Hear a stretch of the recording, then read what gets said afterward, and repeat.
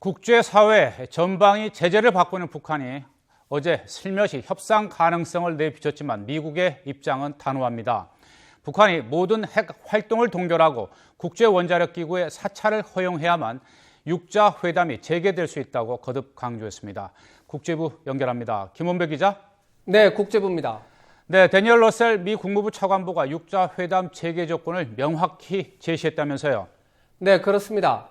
데니얼 러셀 미 국무부 동아시아 태평양 차관보가 한미연구소가 주최한 토론회에 참석해 육자회담 재개를 위한 조건을 제시했습니다. 러셀 차관보는 북한이 모든 핵활동을 동결하고 과거의 핵활동에 대해 믿을 만한 신고를 하고 국제원자력기구 IAEA 사찰단이 핵시설을 사찰해야 육자회담이 재개될 수 있다고 밝혔습니다. 러셀 차관보의 말을 들어보겠습니다. It starts with the DPRK freezing all of its nuclear activities like Iran did while it negotiated. And it starts with a credible declaration of the North's past activities, an IAEA inspection of its nuclear sites as a first step. 러셀 차관보의 발언은 북한 국방위원회가 협상만이 근본적 해결책이라고 주장한 뒤 나온 것으로 협상 재개 조건에 대한 미국 정부의 입장을 구체적으로 제시한 것으로 해석됩니다.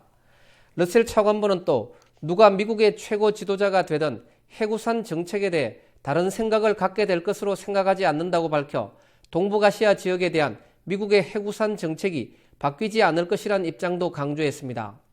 한국과 일본의 핵무장 용인을 언급한 미국 공화당 대선 주자 도널드 트럼프의 주장을 염두에 둔 발언입니다.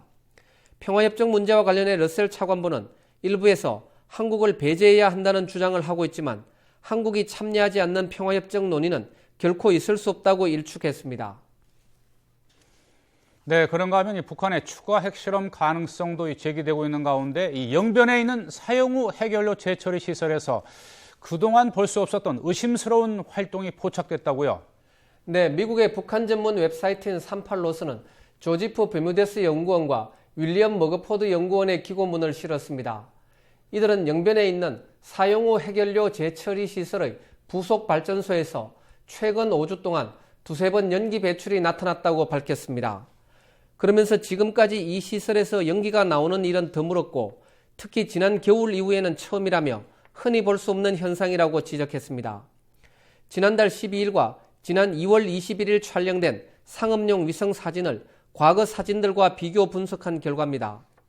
이들은 재처리 시설의 운영자가 건물의 온도를 높여 발전소에서 연기가 나오는 것으로 보인다며 재처리 시설에서 뭔가 중요한 활동이 이루어지고 있거나 조만간 이루어질 것임을 시사한다고 밝혔습니다. 연구원들은 이 활동이 사용 후 핵연료의 추가 재처리인지는 불분명하다고 밝혔습니다.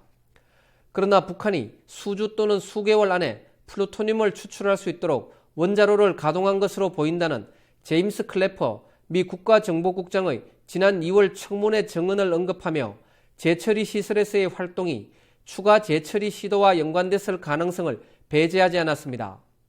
이들은 또 북한이 영변 핵단지에 건설 중인 실험용 경수로의 공사가 진척되고 있다며 지난해 말 이 원자로를 위한 두 번째 변압기가 설치된 데 이어 지난 2월에는 전력선 또는 통신선 가설 작업을 하는 모습이 포착됐다고 밝혔습니다. 네, 그리고 오늘 일본 도쿄에서는 중국과 일본의 육자회담 수석 대표가 만난다고요?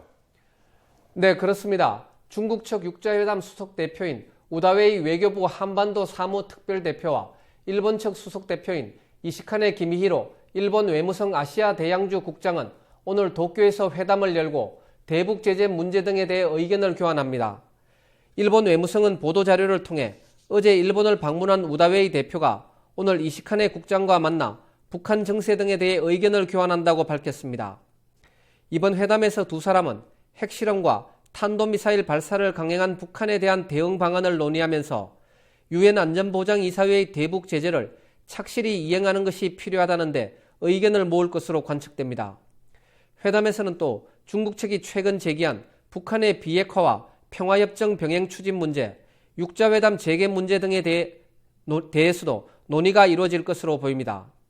우다웨이 대표는 오는 8일까지 일본에 머물며 집권자민당의 고무라 마사이코 부총재, 니카이 도시히로 총무회장 등과도 만날 예정입니다.